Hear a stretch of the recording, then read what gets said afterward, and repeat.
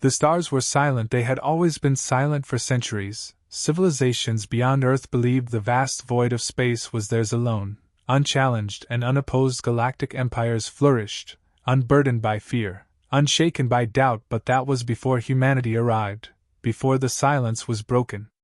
The dominion of Viari, an empire that had ruled for over 1,000 cycles, held firm control over dozens of worlds and subjugated weaker species under its dominion. To them, war was a precise, calculated endeavor. Every conquest was planned, every foe categorized and neutralized. They had encountered resistance before, but nothing that ever required more than a tactical adjustment.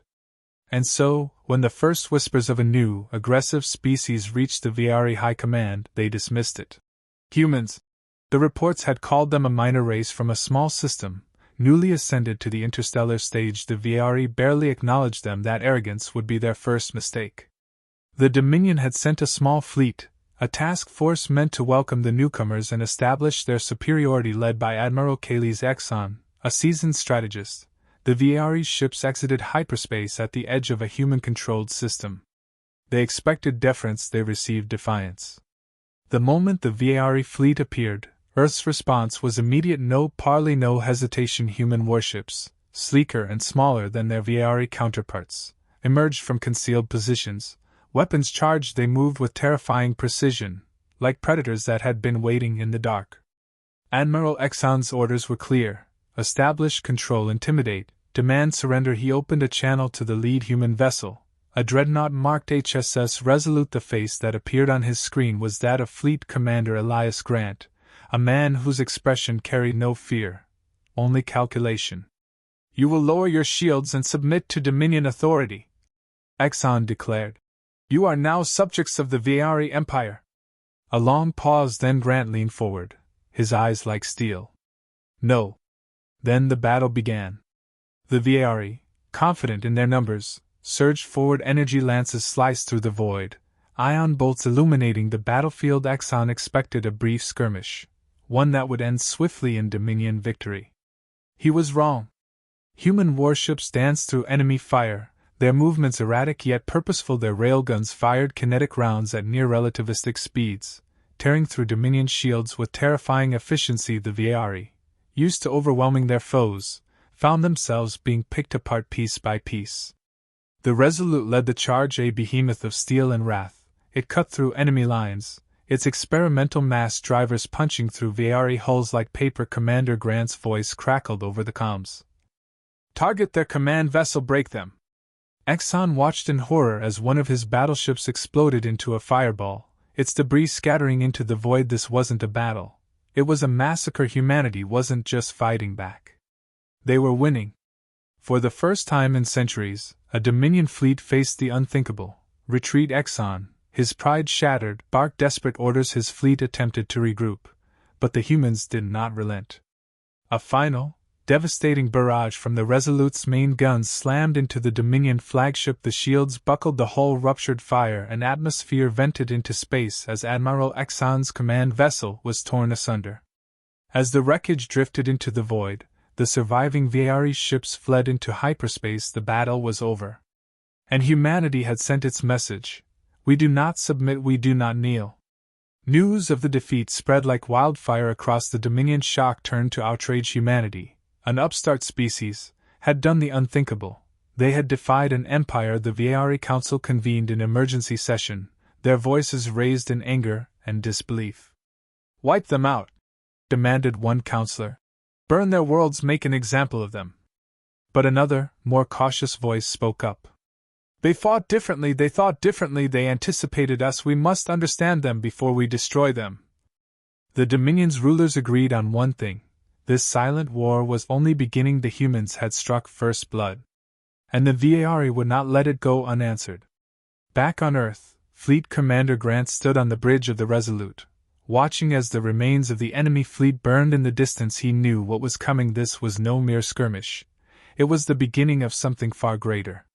Sir, a lieutenant called out. We have intercepted enemy transmissions. They're regrouping. Grant took a deep breath. The Dominion would return in greater numbers, with greater fury. He exhaled slowly, then turned to his officers. Then we make sure they regret it. The news of the Fra Dominion's incursion spread across the United Terran Republics like wildfire. What began as a series of small skirmishes had escalated into something far more sinister. High Command knew the Dominion wasn't just testing human defenses anymore. They were probing, searching for weaknesses, preparing for something bigger, and with the U.S. Thunderchild barely holding the line. Humanity needed to act before it was too late. Across the military ranks, an emergency mobilization order was sent out. Entire battle groups, planetary defenses, and Black Ops teams were being prepared for deployment on Earth. The halls of the UTR Senate buzzed with frantic discussions. War was now inevitable. Meanwhile, deep within the Sol system, an emergency war council convened aboard Station Helios, the UTR's largest military outpost. A massive conference room hosted admirals, generals, intelligence officers, and key strategists. At the head of the room stood Admiral Jonas Rains, a seasoned war veteran with decades of experience. His piercing blue eyes scanned the room as he spoke. Ladies and gentlemen, we no longer have the luxury of patience. The Fra Dominion has escalated this conflict beyond diplomacy. The Thunderchild's engagement has confirmed their intentions. We are at war. Silence followed, then murmurs of agreement. The Dominion underestimates us, said General Helena Vasquez, head of the UTR ground forces. We must show them their mistake. That's why we're launching Operation Iron Shield, Rains announced. We will fortify the frontier and prepare a counteroffensive. The Fra will learn the price of their arrogance. Across the room, Commander Elias Grayson, one of the UTR's finest strategists, leaned forward. And what of the Thunderchild? They held the line, Rains said. But they can't hold forever. We need to reinforce them before they're overrun. A holographic map of the contested zone shimmered to life. Red markers indicated Fra Dominion fleets amassing at the border. This is our moment, Rains declared. We strike back. On the fringes of human-controlled space, the U.S. Thunderchild drifted among the debris of fallen ships. The battle had been hard-fought, and while they had repelled the initial attack, the scars remained. Captain Arya Cade stood on the bridge, watching the sensor readouts. The damage reports weren't pretty. Chief Engineer Luka Petrov and his team worked tirelessly to restore power to key systems, but they were running low on resources. Captain, Navigator Ethan Voss called out. We've got incoming signals small for scouting vessels. They're testing us again, Cade murmured. They want to see if we're weak. Her jaw tightened. They couldn't afford another full-scale battle. Not yet, but surrender was not an option. All hands to battle stations, Cade ordered. Let's remind them why they fear us. Turrets powered up, railguns loaded, and missile bays were primed. The ship groaned as it adjusted its battered frame for another fight. They won't take us, she whispered. Not today. Light years away, in the heart of Fra-controlled space, the High Dominion Council convened in a chamber of obsidian and gold. The air was thick with the scent of burning incense, the flickering glow of holographic projections illuminating the faces of Fra warlords and strategists. At the center stood Overlord Zalzora, a towering figure clad in ceremonial battle armor. His slit-pupiled eyes narrowed as he regarded the reports before him. The humans resist, one of his advisors rasped. Their ships are more resilient than anticipated. Zalzora's lips curled into a sneer. They are insects who have forgotten their place. The UTR is amassing forces, another advisor warned. They prepare for war. Good, Zalzora growled. Then we shall break them completely. A new hologram flickered into view, Project Vortex, a massive war fleet nearing completion. It was their ace in the hole, a fleet designed to overwhelm humanity's defenses in one decisive strike. We will strike at their heart, Zalzora declared. Earth will burn. Back in human space, reinforcements surged toward the front lines. The 3rd and 7th UTR battle fleets began their deployment, preparing to relieve the Thunderchild and push back against the Fra forces. Among the incoming vessels was the U.S. Indomitable, a Titan-class dreadnought, and one of the most powerful ships ever built by humanity. Commander Elias Grayson, newly assigned to the Indomitable, stood on its bridge, watching as the ship's massive hull glowed in the starlight. He had fought in skirmishes before, but this was something different. Humanity stood on the edge of a war that could define its future. As his ship prepared for the jump to the Thunderchild's position, he whispered, "Let's show them what we're made of." The engines roared to life, and with a burst of light, the fleet vanished into the void, on course for the greatest battle humanity had ever faced. But not all threats came from the Dominion. In the depths of uncharted space, a long-dormant AI construct awakened designation, Harbinger, a remnant of an ancient human experiment, had been waiting, watching. Now, as the war erupted, Harbinger stirred. Calculating. War event detected probability of human survival, 28% adjusting parameters. Lights flickered within the vast construct. It had remained hidden for centuries, but now, perhaps, it was time to act. For the survival of its creators, or their destruction. The pieces were moving. The Thunderchild held the line. The Indomitable prepared for war. The Fra Dominion readied their doomsday fleet, and in the shadows, something far older than either side began to awaken. The silent war was no longer silent. The cold expanse of space had never felt so hostile, yet within the heart of humanity, an unrelenting fire burned after the brutal assault on the Sol Defense Fleet. Earth stood at the precipice of annihilation. The Zalathan Empire, believing they had broken humanity's back, underestimated the sheer resilience of the species they sought to eradicate. In the wake of the Zalathan ambush, scattered survivors from the Sol fleet limped back to the inner colony's ships, once gleaming with pride, now bore the scars of battle, their hulls ripped apart, their crews weary and grieving. Among them was the battlecruiser Horizon Spear, captained by Commander Elias Ward, one of the few officers who had seen the Zalathan tactics firsthand and lived to tell the tale. Ward stood on the shattered bridge, staring at the tactical holomap. The reality was grim of the original fleet. Barely 30% had survived, and even those ships were barely operational. The Zalathan forces had withdrawn, leaving humanity licking its wounds, but Ward knew they would be back, and next time, there would be no survivors. Humanity's only chance was to strike first. A war council was formed in the underground command bunker of New Terra, Earth's primary military headquarters. Fleet Admiral Cassandra Drake, now the highest-ranking officer left in the United Human Defense Force, addressed the room filled with commanders, strategists, and top scientists. "We are outnumbered, outgunned, and outmaneuvered," she admitted, her voice unwavering. "But we are not out of options." Drake unveiled a classified project, Operation Revenant. The plan was ambitious, bordering on suicidal. Instead of waiting for the Zalathans to return, humanity would launch a counteroffensive deep into enemy space, targeting their forward supply bases. The goal was simple: cripple their logistics, force them to overextend, and buy Earth enough time to mass-produce new warships. "But how?" one officer asked. "We barely have enough ships left to protect our core worlds." Ward stepped forward.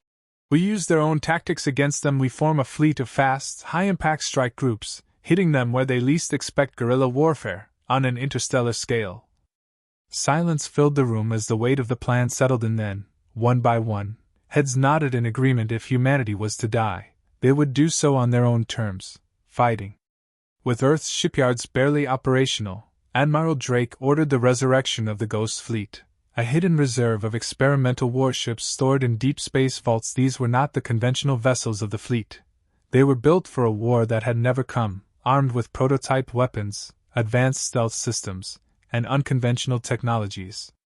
Among them was the UHS Revenant, a dreadnought equipped with a prototype phase-cloaking device capable of rendering it nearly invisible to Zalathan sensors. If anything could spearhead a counterattack, it was the Revenant. Crew selections were made swiftly. Only the best pilots, gunners, engineers, and tacticians were assigned to the mission. Among them was Lieutenant Kyra Voss, an ace pilot with a personal vendetta against the Zalathans, and Dr. Adrian Locke, a scientist whose neural interface technology would allow human warships to operate at near AI efficiency. Within weeks, the Ghost Fleet was assembled. 36 ships, including battlecruisers, corvettes, and stealth frigates, stood ready to plunge into enemy territory. The first target was Outpost Curie, a Zalathan fuel depot nestled on the outskirts of the Proxima sector. Intelligence reports suggested minimal defenses, but humanity had learned the hard way not to trust assumptions. As the Revenant and its fleet exited slip space just beyond the system's edge, the crew held their breath. The Zalathan presence was heavier than expected. Several warships guarded the station, but it was too late to turn back. Ward gave the order. All ships engage. The battle was swift, and brutal human warships darted through space, using their superior maneuverability to evade Zalathan fire. The Revenant's cloaking technology allowed it to slip past the front lines and unleash devastation from within their ranks. Kyra Voss led a squadron of strike fighters, weaving between enemy vessels and disabling their weapons systems with pinpoint precision. Dr. Locke's Neuralink system proved its worth, enabling human gunners to react at speeds rivaling Zalathan battle AIs. For the first time, humanity was fighting on even footing. Within 20 minutes, Outpost Kiri was a burning wreck. The first victory of Operation Revenant was secured.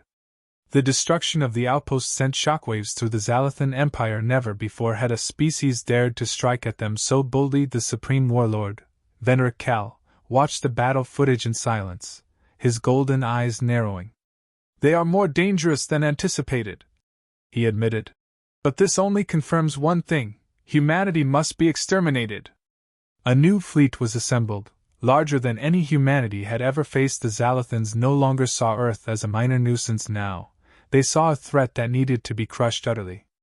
Even as the Ghost Fleet celebrated their victory, they knew the Zalathans would retaliate. Supply lines had to be maintained, resources replenished, and wounded crew members treated. Every battle won came at a steep price. In the medical bay of the Revenant, Ward sat beside a wounded pilot, one of the many casualties from the battle. He clenched his fists. They had taken the fight to the enemy, but at what cost? How many more lives would be lost before this war ended? Despite the grim reality, the path was set. The only way forward was through fire and blood. Humanity would not surrender. They would not break. They would strike back. The air of silent tension aboard the U.S. Perseverance had never been more palpable. Captain Elias Vance stood at the command console, his eyes scanning the holographic display of the battlefield. The war had shifted in a direction no one could have anticipated. The Revenants, those faceless entities who had lurked in the shadows of the galactic stage, had finally begun their full-scale retaliation. It was no longer a matter of humanity surviving, it was a matter of humanity winning. The last battle had left the fleet battered but not broken. With their latest victories, humanity had secured a foothold deep in Revenant-controlled space. But their enemies were relentless, adapting to every strategy, countering every push with a force that defied logic. The U.S. Perseverance and its sister ships were now stationed near the binary star system of Xiphos 7, a crucial strategic point that could turn the tide of war. Admiral Helena Voss, leading the high command from the U.S. Titan's Wrath, had one directive: hold the line. But for Captain Vance and his crew, holding the line meant more than just defense, it meant pushing forward. "Commander Wren, give me a full status report on the fleet," Vance ordered, his voice calm but firm. Commander Wren, his ever-reliable second-in-command, tapped a few keys on his console before responding.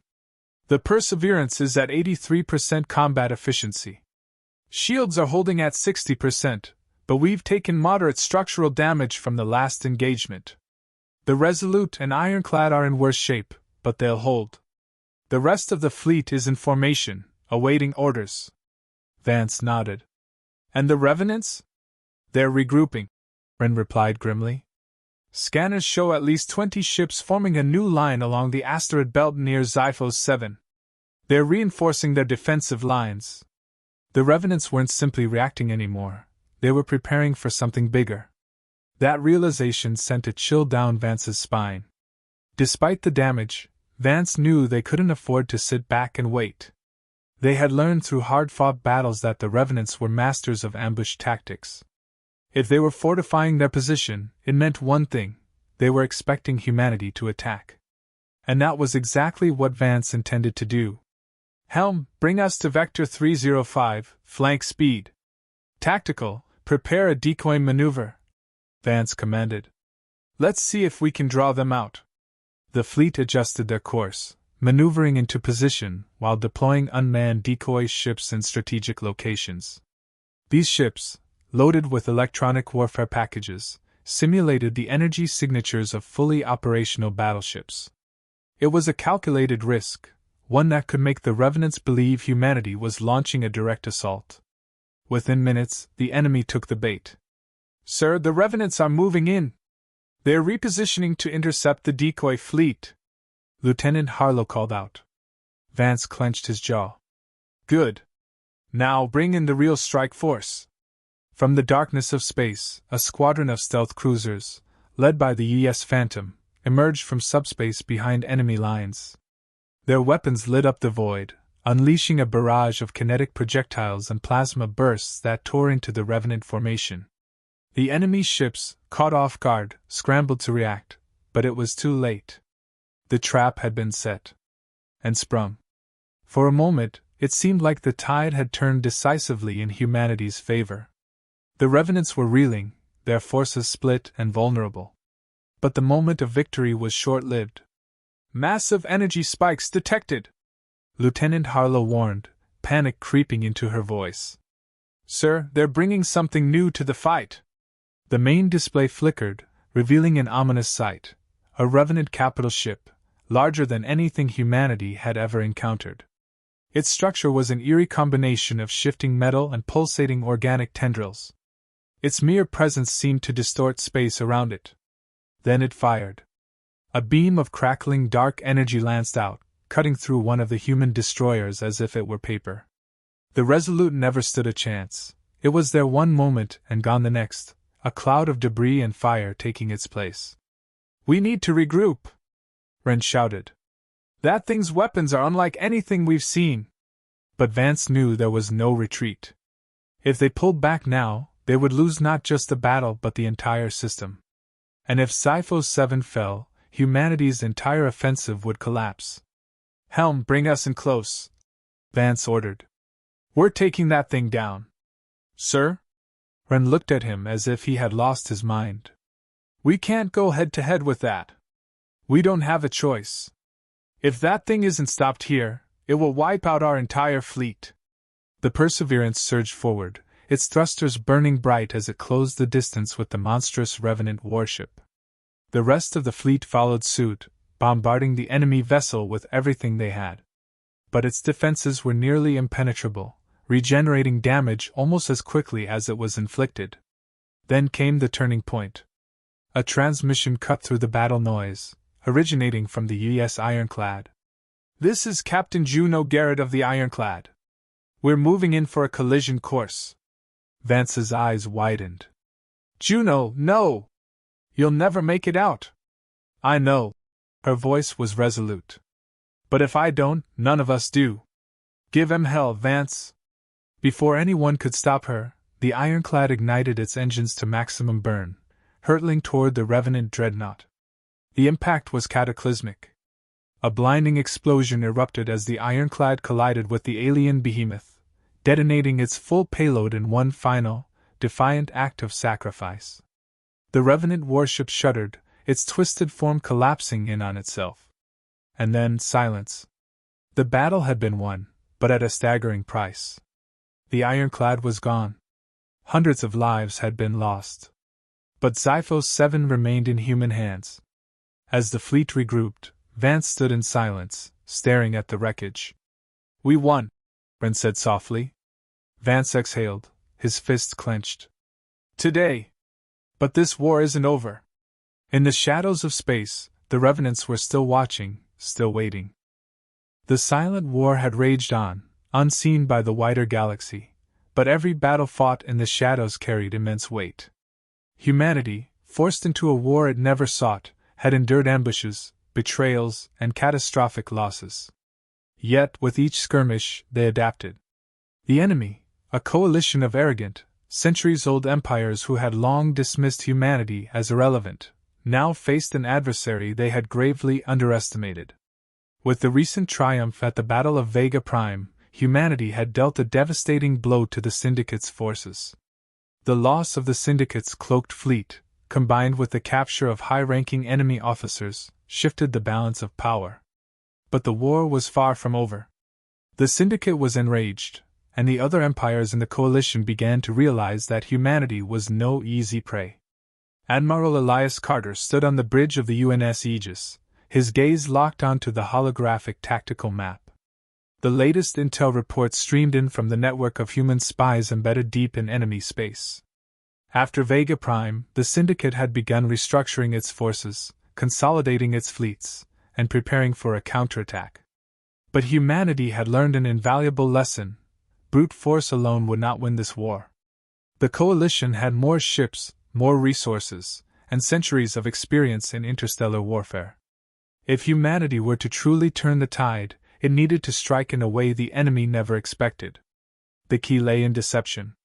"We have intercepted enemy communications indicating that the Coalition fleet is preparing an assault on Kepler 186, said Lieutenant Mira Donovan, the intelligence officer. "They believe it to be one of our critical supply routes." Carter studied the data, his mind calculating the possible outcomes. "Then we let them believe that," he said. "We make Kepler 186 look like the most well-defended system in the sector while we strike elsewhere." The plan was simple in concept but immensely complex in execution.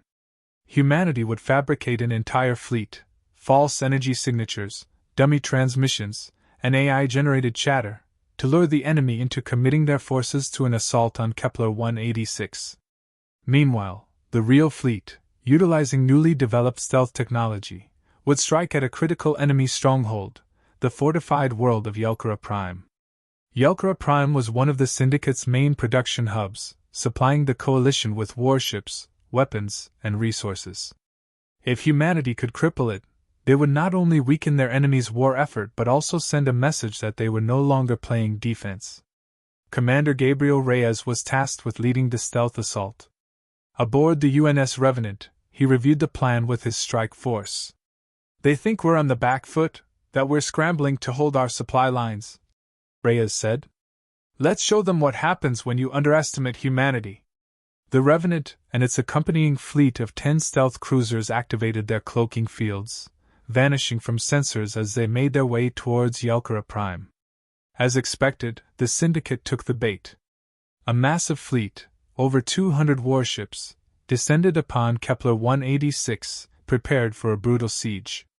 What they found instead was a ghost fleet. The signals they had been tracking turned out to be nothing more than decoy drones broadcasting false energy signatures. By the time they realized the deception, it was too late. On Yelkara Prime, the Revenant and its strike force emerged from the void, bypassing orbital defenses and descending on the planet's industrial centers with surgical precision. EMP strikes disabled key infrastructure, while shock troops landed to seize control of the planetary command centers. Panic spread through the Syndicate ranks. Without reinforcements, they were unable to mount an effective counterattack. Within 48 hours, Yelkara Prime had fallen. The loss of Yelkara Prime sent shockwaves through the Coalition. The once dismissed humans had now crippled one of their most vital strongholds. The Syndicate leadership was in disarray, and cracks began forming within the Coalition itself. For the first time in the war, humanity wasn't just surviving. It was winning. But victory came with a cost. The Revenant suffered heavy casualties, and reports from captured Syndicate officers suggested that a new, more terrifying enemy was emerging within the Coalition. Something far worse than humanity had ever faced. The silent war was about to enter its most dangerous phase yet. The silence of space was deceptive. It was not a sign of peace, but the ominous hush before the final clash. Humanity's fleet, battered yet unbroken, stood at the precipice of history. Admiral Alexander Kane gazed out the viewport of the UES Invictus, the flagship of the Terran Armada, as the last vestiges of starlight illuminated the warships poised for the ultimate battle against the Dominion's strongest forces. The Fraud Dominion had ruled the galaxy through fear, subjugation, and overwhelming power. But now, for the first time, they faced a foe who had not only refused to submit but had torn through their ranks like a force of nature. Humanity had risen from the depths of obscurity to challenge the galaxy's apex predators. And this was the final chapter of their war. The Dominion's armada numbered in the thousands, each warship a testament to millennia of technological superiority. Towering dreadnoughts, planet-cracking battleships, and swarms of fighters filled the void. Against them stood humanity's forces, a fleet forged through desperation, innovation, and sheer willpower. Admiral Kane's voice was steady as he addressed the fleet. "We have bled, we have suffered, but we have never surrendered. Today, we end this war. Not as conquerors, but as survivors. As the last free people in a galaxy that sought to break us. Show them that humanity does not kneel! The fleet roared in response, thousands of voices united in defiance. The battle was about to begin. The Dominion struck first. Their plasma lances tore through the darkness, scorching through human vessels. Shield generators strained against the onslaught, their energy fields flickering. The Resolute took a direct hit, breaking apart in a silent explosion, its crew lost to the void. But humanity struck back with unrelenting fury. The experimental rail cannons of the Invictus fired, sending hyper-accelerated tungsten slugs ripping through Dominion warships, their shields useless against the sheer kinetic devastation. AI-assisted targeting ensured maximum efficiency, each shot a precise, calculated death blow. Meanwhile, the Valkyrie, a stealth cruiser, deployed its cyber warfare drones. They infiltrated Dominion systems, shutting down targeting arrays and communication relays, sowing chaos among their forces. Dominion officers screamed as their ships turned against them, friendly fire spreading among their formations. In the heart of the Dominion fleet loomed the Tyrannies, the warship of High Warlord Zalzor, the architect of humanity's near extinction.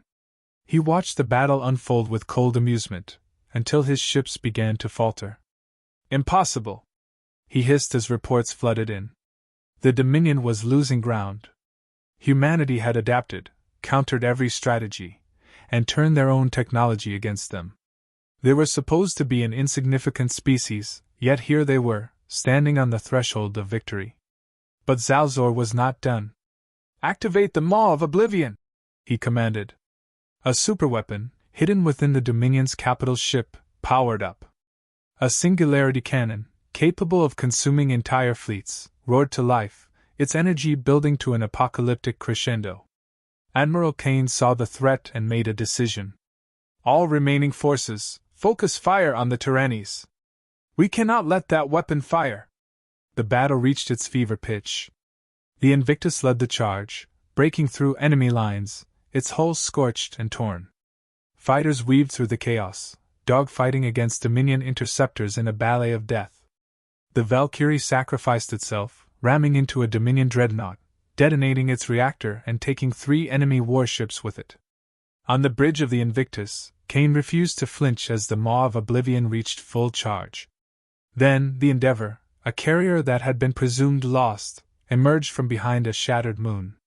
With its last reserves of energy, it launched every missile, every railgun round, every last bit of ordnance it had left at the Tyrannies. The shields failed. The singularity cannon overloaded. The Tyrannies erupted in a cataclysmic explosion, taking hundreds of Dominion ships with it. The Maw of Oblivion, once aimed at humanity's fleet, turned inward. Zalzor's final moments were spent in horror as his own weapon consumed him.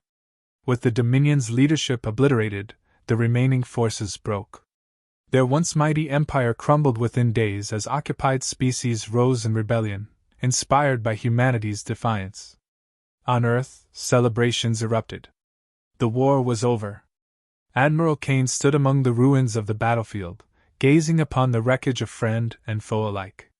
Victory had come at a terrible cost, but humanity had secured its place among the stars. As he looked to the endless void, he knew one thing: this was just the beginning. Humanity was no longer a footnote in galactic history. They were now the architects of its future.